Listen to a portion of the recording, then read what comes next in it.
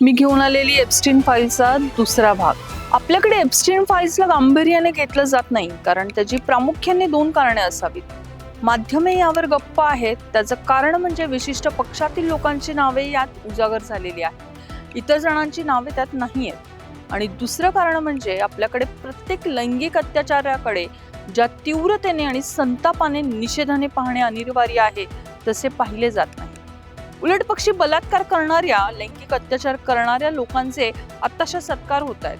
बलात्काराचे आरोप सिद्ध होऊन सुद्धा सजा भोगत असणाऱ्या लोकांनाही आपल्याकडे प्रतिष्ठा आणि लौकिक प्राप्त होताना दिसतो. सबब आपल्याकडे एप्स्टीन फाईल्स मध्ये नावं आली तरी लाज वाटणार नाही, संताप येणार नाही अशी लोकवृत्ती असल्यास त्यात नवल ते काय असे असले तरी किमान याची तरी शरम अशांना वाटली पाहिजे. जेफ्री एप्स्टीन हा विकृत शिरोमणी होता. अगदी 4-5 वर्षाच्या मुली देखील त्याने शिकार म्हणून पुरवल्या. पीडित मुलींपैकी एकीने आपण गर्भवती झाल्यानंतरही आपल्यावर अत्याचार झाल्याचे आणि त्यातून जन्मलेल्या मुलाचे पुढे काय केले गेले हे कधीही कळले नसल्याची तक्रार तिने नोंदवली. अनेक मुलींचे ज्या पद्धतीने शोषण झाले आहे ते पाहता ही अमानवी आणि नीचतेचा अधम पातळीवरची वासना विकृती होती असे म्हणणे वावगे ठरणार नाही. खरे तर अशा व्यक्तीचा परिचय असणे ही देखील शर्मेची बाब मानली पाहिजे. दलाल हा सर्वात नीच माणूस असतो. जेफ्री एप्स्टीन हा आधुनिक मानवी इतिहासातील सर्वात अमानुष आणि नीच दलाल होय.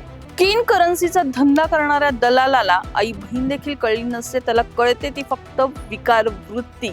ह्युमन ट्रॅफिकिंग करणारे दलाल आणि पेशा व्यवसायात मुलींना ढकलणारे दलाल हे देखील एप्स्टीन पेक्षा बरे, कारण त्यांना काही मर्यादा आहेत, त्यांना कुणाची तरी भीती आहे, त्यांना कशाची तरी लाज आहे. जेफ्री एप्स्टीनला कोणत्याही मर्यादा नव्हत्या आणि कसलीही बंधने नव्हती. या फाईलमध्ये आणखीन एक खुलासा झाला आहे, तो म्हणजे बिल गेट्स आणि जेफ्री एप्स्टीन हे दोघे मिळून महामारीची साथ कशी आणता येईल